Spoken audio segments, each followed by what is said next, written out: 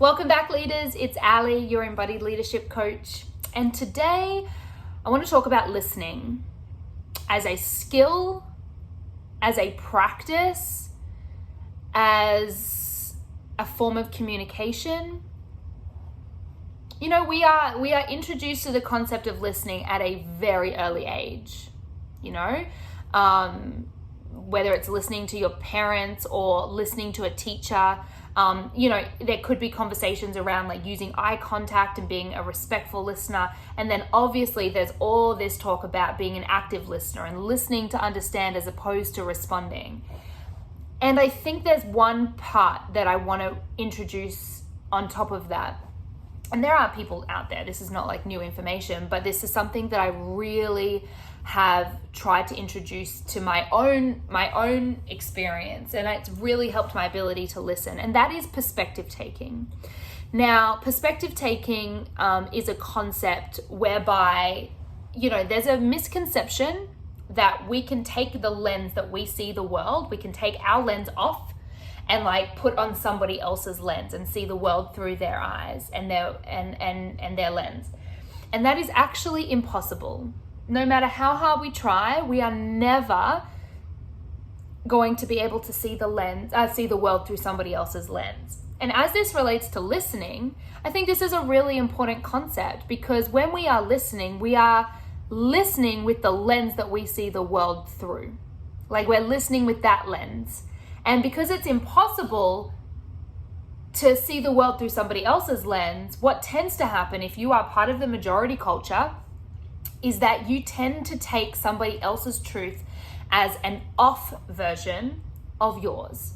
And as someone like myself who is white, who is educated, who is cisgender, who is able-bodied, who is financially stable, I tend to be, somewhere near the top of the food chain. And therefore, when everything around me is reflected and mirrored back to me as reinforcing the way that I see the world and the lens in which I see the world through, when we find people that disagree with us, that can be really challenging unless we have this awareness that everybody's truth is their truth. And it is not an off version of ours. Rumi had this poem. It was this: truth was a mirror that fell from the sky and it shattered into a million pieces. And everybody picked up a piece of the mirror and had their own version of truth. And so when I'm listening, what I try to do is, first of all, acknowledge the lens in which I see the world.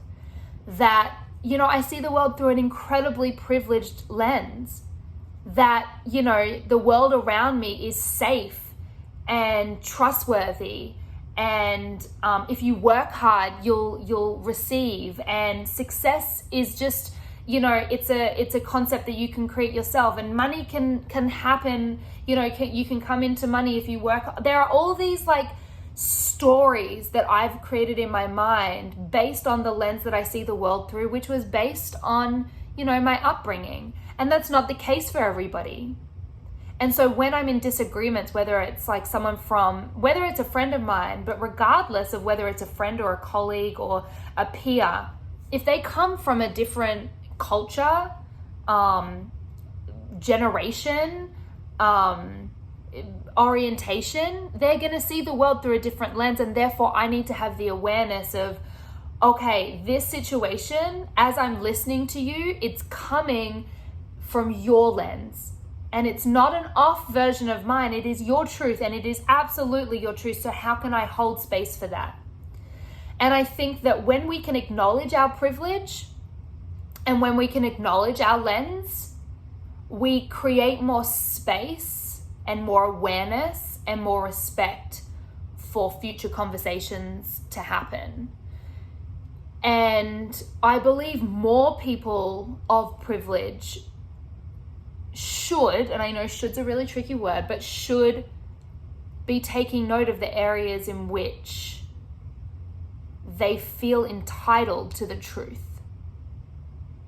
This idea of being entitled to the truth The only reason we feel entitled is because everything around us represents our lens, whether it's in the media or in books or in politics, whatever it is, it's just another reflection of our lens. And I think it's time as leaders we start to acknowledge that is huge privilege, and that someone else with a different lens is not an off version of us. So just something to think about when we are engaging in listening. It's important that we try and have the awareness that we're listening with a certain lens and someone else is speaking through a certain lens. And a way to bridge that gap is to have that understanding and awareness, to be really curious, to ask questions as opposed to being really reactive.